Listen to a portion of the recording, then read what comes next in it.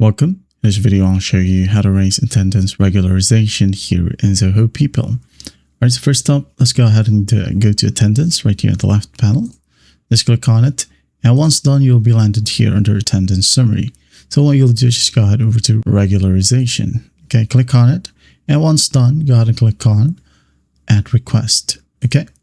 And here you'll have a form. If your organization allows it, you can go ahead and select the period you want it to regularize. All right. For example, you have day right here, week, month, or custom. Okay.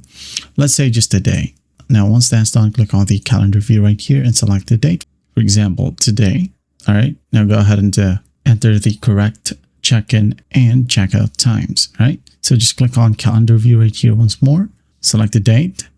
Now the time, for example, 8 a.m. like so. Tap away and select the checkout, maybe same date to 8 p.m. All right, just for example, now tap away.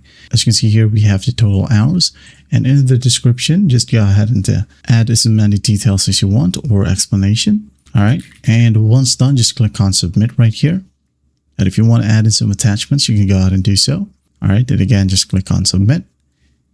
And it says here, regularization request added successfully, and it's now submitted. Okay, so just wait for it to be approved by your admin or whoever is assigned to this specific task.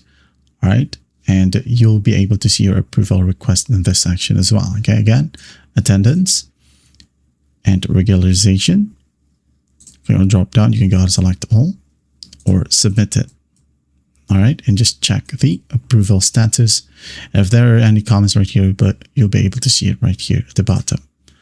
All right, and there you have it. That is how you raise attendance regularization here in Zoho People. I hope this video helps, and I'll see you in the next one.